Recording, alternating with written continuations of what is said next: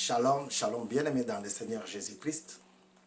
C'est votre serviteur, votre frère, Bavon Kasongo Badia. Je reviens encore vers vous pour vous donner la suite de nos enseignements, de cet enseignement sur le royaume de Dieu. Dieu paye très bien ceux qui rentrent dans son royaume. Ceux qui vont ardemment désirer entrer dans le royaume de Dieu, Dieu va les payer très bien. Déjà, ils trouvent des places pour lesquelles ils n'ont pas travaillé. Alléluia. Sur cette parole de Jésus-Christ qui dit, il serait avantageux que je m'en aille. Ainsi, je vais vous préparer une place. Alors, Dieu est fidèle, Dieu est bon, il est bon pour toujours. Nous vous présentons nos livres, nos ouvrages qui sont référencés à la FNAC, Amazon et d'autres librairies, Amazon, chapitre.com, même chez l'éditeur, vous pouvez en trouver. Pour ceux qui se trouvent dans la zone européenne, vous pouvez les trouver à Amazon. Ceux de France, vous pouvez les trouver facilement à la FNAC ou à Amazon si vous avez le compte. Que Dieu vous bénisse pour votre soutien à cette émission intitulée Le parfum de bonne odeur pour Jésus-Christ, PBOJ. Cette émission est animée par deux personnes dans deux pays différents. En République démocratique du Congo, l'émission est assurée par notre consoeur Kermélis Nzumba. Et ici à Paris, en France, c'est votre rapporteur qui anime cette émission.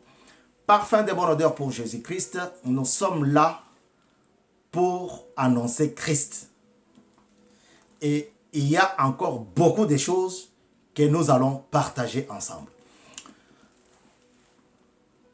Je m'appelle Kasongo Badia, comme je l'ai dit dans cette présentation. Et je suis là depuis quelques années maintenant sur cette chaîne de télévision Mukulu TV, dont je vous prie de faire votre abonnement au cas où vous ne l'aviez pas encore fait. Que l'Éternel Dieu Tout-Puissant puisse être élevé. Alléluia. Aujourd'hui, nous allons parler du royaume des cieux, du royaume de Dieu. Nous allons continuer à parler du royaume de Dieu. Alléluia. C'est un royaume paisible dans lequel le lion et la vache peuvent brouter ensemble. C'est un royaume dans lequel l'ours et le bœuf peuvent partager le même toit. Même le petit enfant peut rester aux côtés du serpent sans en être inquiété. C'est un royaume où il n'y a pas de querelle. Il n'y a pas de mensonge. Il n'y a pas de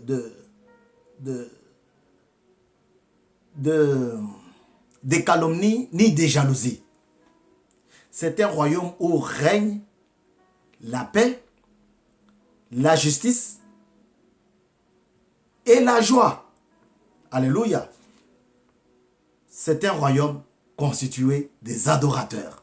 Alors aujourd'hui, sans plus tarder, nous allons lire dans Matthieu chapitre 6. Chapitre 6. Ici, nous allons comprendre encore comment Dieu s'est adressé aux gens pour savoir comment rentrer dans son royaume. Et comment demander Dieu, comment prier Dieu. Alléluia. Nous allons voir chapitre 6 d'abord et après nous allons lire chapitre 5. du même évangile. Matthieu. Alors je vais lire au nom du Seigneur Jésus. Matthieu chapitre 6, verset 9. Voilà, c'est pas 6, 6, c'est 9. C'est 6, 9. Voici donc comment vous devez prier. Notre Père qui es aux cieux, que ton nom soit sanctifié, que ton règne vienne, que ta volonté soit faite sur la terre comme au ciel. Alléluia. Notre Père qui est aux cieux. Les cieux, on avait dit, les cieux commencent par là, là, sur la terre là, et puis ça remonte. Alléluia. Ici, Christ est en train de partager avec ses disciples. Il conseille ses disciples. Il leur dit, lorsque tu vas prier, enferme-toi dans ta chambre et prie ton Dieu. Il ne faut pas multiplier des vaines paroles. Alléluia. Puisqu'il y a des gens, on lui demande de prier pour les offrandes. Et lui commence l'intercession, il commence à... Non, on t'a demandé juste de prier pour les offrandes. Il y en a, on leur demande de prier pour les malades. Et lui, il commence par les offrandes, par la bénédiction des offrandes. Non! Notre Dieu, c'est un Dieu d'ordre. Vous voyez? Et regardez comment il fait ces choses. Il arrange son plan. Il a plané le chemin pour que son fils qui va marcher là soit à l'aise et qu'il aille directement vers le trône. Alléluia. Il dit, quand vous allez prier, alors, parce que le salut est individuel. Moi, je vais te dire maintenant, quand tu vas prier, comment tu seras? Comment tu vas parler? Comment tu vas élever? Comment tu vas supplier? Parce qu'il s'agit du royaume de Dieu. Il s'agit du royaume de l'Éternel. Là où la paix, la justice et la joie règnent. Ce n'est pas un royaume où il y a des troubles. Voyez? Ce n'est pas un royaume où quand le roi vient passer, il y a un trouble. Non. Comme nous le constatons avec nos dirigeants éphémères et terrestres. Terrestres et éphémères. Nous voyons quand ils viennent passer, il y a toujours un monde. Oh! Oh! Preso, preso! Alors, dans ces royaumes-là, on dit que les lions et la vache peuvent rester ensemble. C'est une façon de décrire. On montre seulement les grands axes. Et on prend les animaux féroces, les animaux qui ont tout le temps déchiré, dévoré les autres animaux, domestiques, herbivores par exemple. Les carnivores les ont toujours dominés. Pourquoi? Parce qu'eux, ils veulent la chair. Ils veulent manger la chair. Ils n'ont pas besoin de manger la paille, l'herbe. Non. Alors, on montre que ces animaux-là vont rester ensemble avec les herbivores. C'est un royaume paisible et calme. J'ai entendu un pasteur qui intervenait et dit, là où il travaille, à côté de son bureau, il y avait quelqu'un qui tapait avec le marteau. Il tape, tellement qu'il tapait, ça faisait d'énormes bruits. Mais comme c'est un pasteur musicien, il a aimé finalement ces bruits-là parce que ça l'inspirait sur les instruments de musique. La guitare par exemple. Alors, il avait besoin du calme. Mais il ne pouvait pas. Parce que lui aussi, il cherchait à atteindre un but, un objectif quelconque. Arranger son portail de la parcelle. Alors, le royaume des cieux est un endroit paisible, est un endroit calme. Il n'y a pas de querelle là-bas. Il n'y a pas de problème avec les voisins. Tout le monde est appelé à adorer. C'est ainsi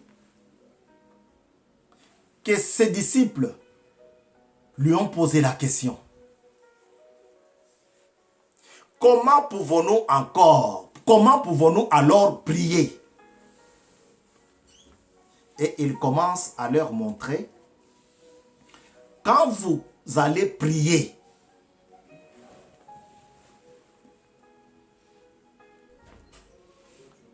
puisque votre Père sait tout, il connaît tout, il est omniscient, il est omnipotent, il est omniprésent.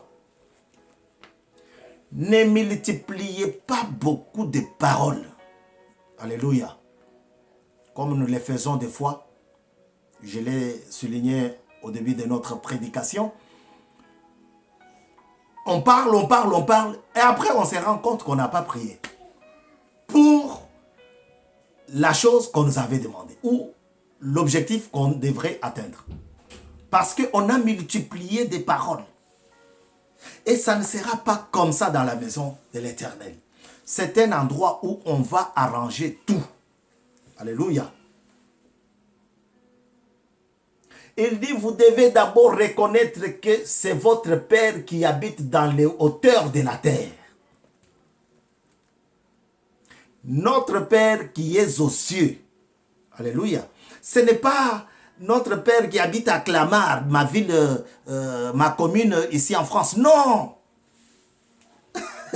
Lui, il est partout. Alléluia.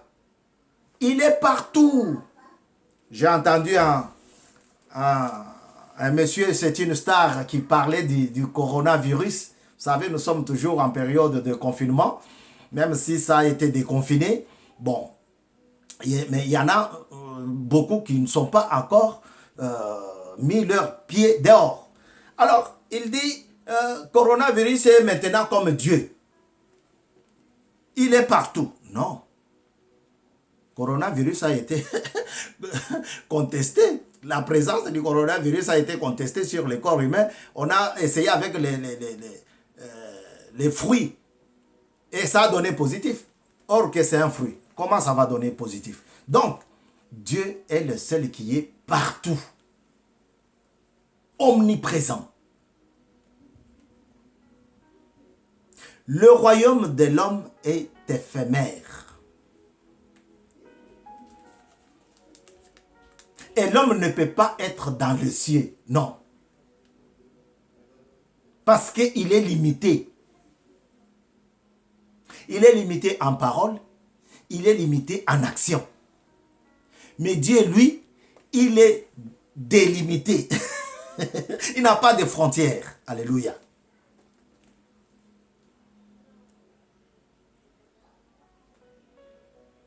Ne nous soumets pas à la tentation. Ne nous soumets pas à la... J'ai sauté.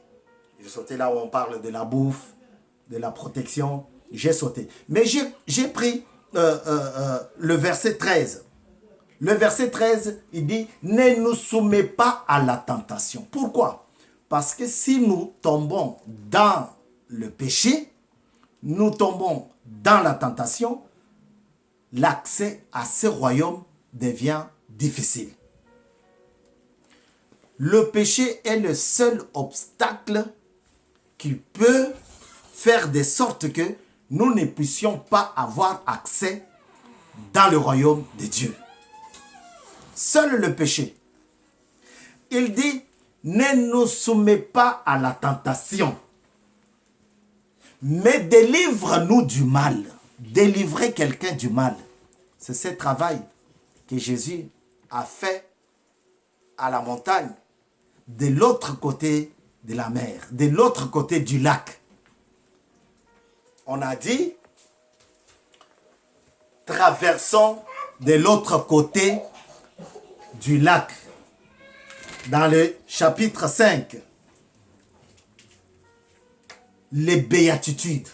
J'aime bien le titre. Ça parle déjà de quelque chose de bien. Les bénédictions. Voyez? Ça parle déjà de bénédictions. Béatitudes. À la vue de ces foules, chapitre 5. À la vue de ces foules, Jésus monta sur la montagne. Il s'assied et ses disciples s'approchèrent de lui. Puis il dit, puis il prit la parole pour leur enseigner. Il dit, voyez, Jésus ayant vu la misère sur les personnes, sur les gens, ayant constaté que ces foules sont dans l'amertume, ces foules sont dans l'impudicité, ces foules sont dans le mensonge, ils sont accablés. Elles sont accablées, pardon. Ces foules sont anéantissant, meurtries. Jésus décida de traverser de l'autre côté. Et lorsqu'ils sont arrivés là-bas avec ses disciples, il commença à enseigner. Il dit, heureux ceux qui reconnaissent leur pauvreté spirituelle. C'est-à-dire, dans d'autres versions, heureux le pauvre en esprit. On ne dit pas le pauvre en matière d'argent, non. On ne dit pas les chômeurs, non. Mais on dit les pauvres en esprit. Alléluia. Heureux le pauvre en esprit. Car le royaume des cieux leur appartient. Bien-aimés, je voudrais revenir sur ça. Jésus-Christ est en train d'enseigner. Il commence son enseignement par dire heureux les pauvres en esprit, car le royaume des cieux leur appartient. C'est un royaume où il n'y a pas de pauvres. C'est un royaume où il n'y a que l'adoration, la louange à Dieu, au Dieu Tout-Puissant. Voilà pourquoi Christ parle. Il témoigne, il confirme la parole de Dieu. Il dit, heureux le pauvre en esprit. Attention, si tu es pauvre, c'est-à-dire tu n'as pas de possibilité d'acheter, ni de vendre, tu n'as pas. Mais ce n'est pas cette pauvreté-là dont on parle. Ici, on parle de la pauvreté spirituelle. Quelqu'un qui n'a pas encore cru en Dieu, c'est un pauvre spirituellement. Alléluia. C'est pour cela qu'il dit heureux. Pourquoi? Parce que le royaume de Dieu, le royaume des cieux, leur appartient. Ce sont des gens qui se sont humiliés. Ils s'humilient tout le temps. Ils reconnaissent leur pauvreté, leur faiblesse. Ils s'humilient et ils demandent pardon. Ce sont des gens qui ont entendu la parole de Dieu et ils se sont approchés à Dieu pour se repentir et avoir l'accès, la clé du royaume de Dieu. Ce sont ces hommes et ces femmes-là qui vont s'approcher de Dieu comme Nicodème la nuit. Moi et mes amis, nous connaissons que tu es un oint de Dieu. Ça, c'est Nicodème qui dit, la nuit, au pied de Jésus. pour s'humilier. Alléluia. C'est un pauvre en esprit, malgré ses avoirs, malgré son titre, malgré tout ce qu'il avait, sa richesse. Mais il s'est fait pauvre, il s'est repenti, il s'est abaissé. Comme Paul qui quitte le dos de son cheval, il descend par terre par la puissance du Saint-Esprit. L'Éternel est bon. Nous sommes aujourd'hui le 15, vendredi 15 mai 2020. Ma prière est que tu te fasses pauvre en esprit afin de recevoir la clé, l'accès dans le royaume des cieux. Ne rabâche pas, ne multiplie pas de vaines paroles. Ça ne te donnera rien. Va vers le but. Dis à Dieu ce que tu as fait, ce que tu as commis. Dis à Dieu de ton péché. Car il connaît tout. Même si tu commences à parler, il voit déjà ce que tu vas lui dire. Il comprend. Alléluia. Mukulu Télévision, on a besoin de votre abonnement. Nous sommes ici sur Mukulu TV, dans votre émission, Le parfum de bonne odeur pour Jésus. PBOJ, qui est animé par votre serviteur ici en France. Mais au Congo, en RDC, c'est la sœur Kermélis Zumba qui prend la relève. Donc, ici, nous voulons dire que fais-toi, parce que le salut est individuel, fais-toi pauvre en esprit. Pourquoi? Parce que le royaume des cieux t'appartient. Dieu veut vivre avec toi. Christ a déjà préparé une place pour vivre avec toi. Qu'attends-tu encore? Pourquoi tu traînes dans le mensonge? Pourquoi tu traînes dans le bar? Pourquoi tu traînes dans l'impudicité?